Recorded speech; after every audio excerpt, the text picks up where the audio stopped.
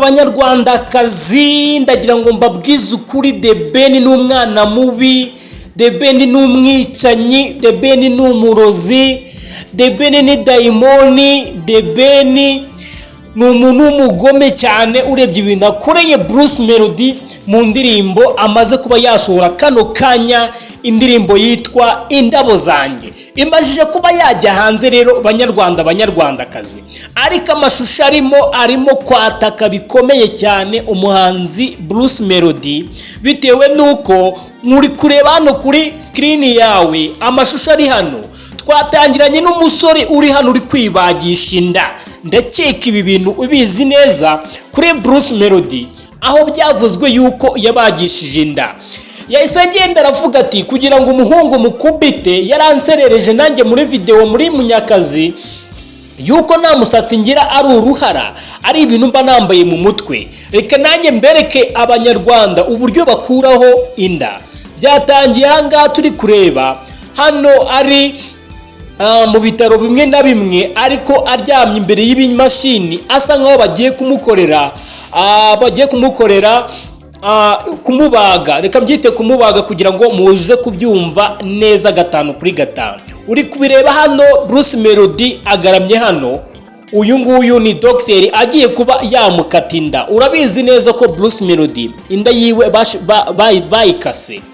Uko nguko uri kureba neza umudigi uri hano hejuru, The Ben ashaka kwereka yuko Bruce Melody nta kintu na kimwe ushoboye, no gutwara inda yawe byarakunaniye ariko uraza urayikatisha. Uku no gusebanya, ni isebanya rwose riteye ubwoba uyu muhanzi Bruce Melody yakorewe, ndetse ibi bintu bikaba byanababaje abafana biwe. Ariko nyine niko showbiz imera, niko umuziki noneho muri iyi minsi uri gukorwa, bari guhanga noneho bya bindi bya nyabyo.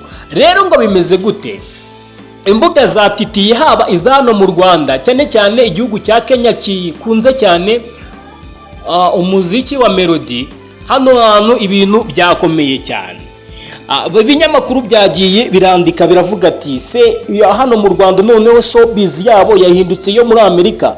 Ubundi muri Amerika naho twari tuzi yuko abahanzi bagirana amabifu n'ubundi bikazamuka bikagera kuri runo rwego, ariko noneho nimba byaje kuba byagaragazwa ko bano bagabo bafite amabifu cyangwa se uburyo bari gukorana mu miziki ari gutya bagiye gukorana, bishoboka ko uyu muziki wacu tugiye kubona ku gasengero nk'aka Tanzania. Kuko murabizi neza kugira ngo Diamond Platnumz ndetse na Harmonize bazamuka, byabanje gusakuza banza kurema ikintu cy'inzangano hagati yabo, noneho bazajya bakora indirimbo bumwe we buri mugenzi we nawe akahita yikora.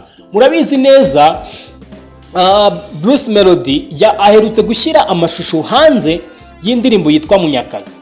Ibi yabitangaje ubwo bari muri press conference bari kwamamaza kino gitaramo bagiye gukorera muri BK Arena ku nshuro ya kangahe, ndakeka ari ya kabiri, dore ko buri mwaka The Ben yatangaje ko iki gitaramo kizajya kiba. Uyu musaza rero yaravuze ati kugira ngo mwemere ko ngewe ndi Munyakazi wuzuye, umuntu ukunda Bruce Melody, ngiye kubahereza umuzigo urimo buri kimwe cyose cyerekeye n'umubano wanjye na The Ben. Ubu rero babwita ubucuruzi.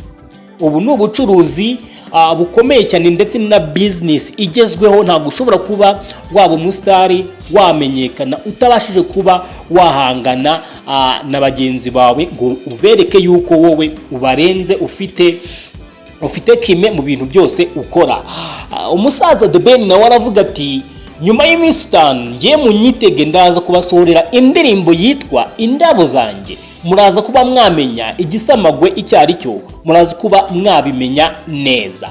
Ubu rero niho tubashije kuba twabona ko Bruce Melody pe ndagufana, The Ben ndakwemera, ariko noneho kuri video ho Bruce emera rwose bagukubita agakoni kunda, kubera yuko iyi video iteye ubwoba ndetse n'amagambo birajyanye. Ariko nanone turi buze kuza dusesengura nanone imiririmbire ndetse n'amagambo arigize azino ndirimbo ebyiri, haba Munyakazi ndetse n'iyi ndirimbo indabo zanjye. Urumva ko hano araririmba rwose nimuze mucimaka ngo mpagaze ngo niwe Gisamagwe. Bro, ni Gisamagwe turabyemera, umuziki ari gukora arawuzi, ni mwiza cyane, ariko Bruce Melody ni umuhanga, ni umukozi. Nubwo ubashije kuba wamukubita video y'umwaka, nubwo mugiye gusa nkaho muserera byatari, cyangwa se abafana turi buze kuba twaserera bitewe n'amavideo tugiye tubona ajya hanze, ariko ni byiza kuri showbiz, ni byiza ku muhanzi yuko amuhaye umwitangirizo wo gukora. Ubu ndakeka noneho ariho uruganda rwakura, kubera ko tugiye kubona ibifi binini bibiri biri guhangana, biri kurwanira mu nkono imwe. Ibi rero ni ibintu byiza cyane, kubera ko nimba Melody bamukubise akanyafu kunda yiwe bari bagiye gutobagura, aka kanya nawe arashaka kwita asohora indi ndirimbo yihimura kuri uyu muniga wabashije kuba yamwataka ku rwego rugezanga. Ibi rero nkabivuga inshingiye no ku bindi bihugu bigiye bitandukanye.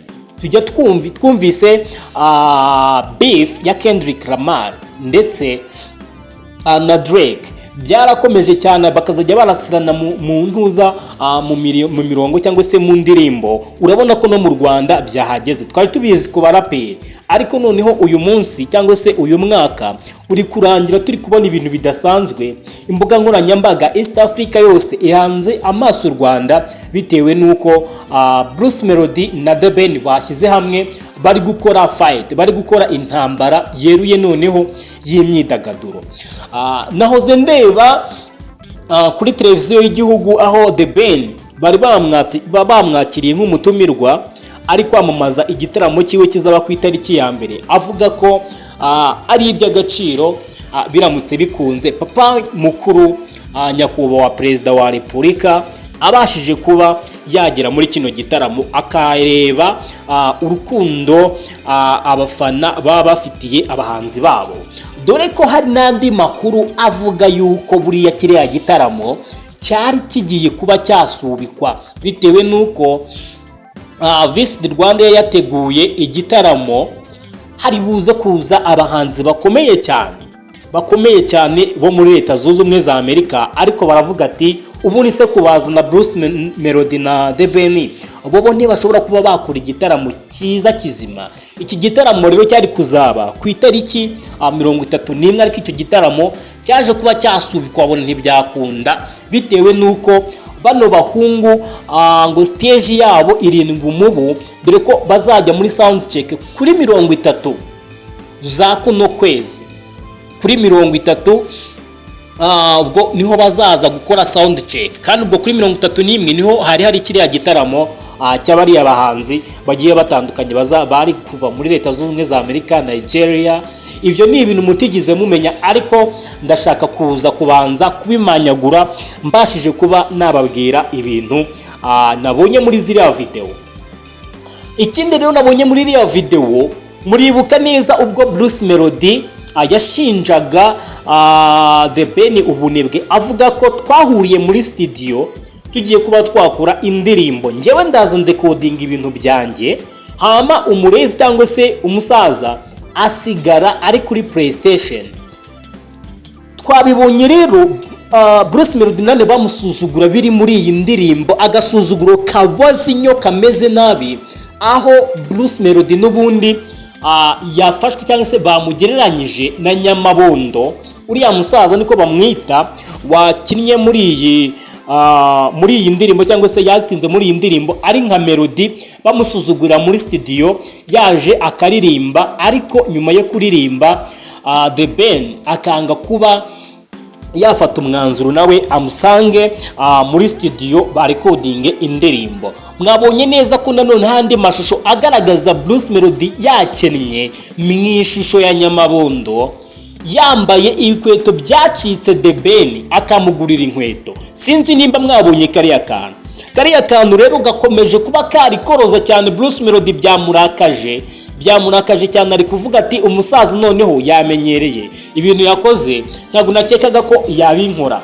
ariko ni showbiz, nta mutima mubi nta rwango, ni ukugira ngo ibintu biryohe, umuziki uryohe, abadakunda umuziki nyarwanda bawukunde, kubera yuko hari ibyo bagomba gukunda, hari ibyo bagomba kubona, hari ibyo tugomba kuba dufite, ibintu tugomba kugirirwa n'ibiriya. Njye rero nitwa Tsinda, ukore subscribe.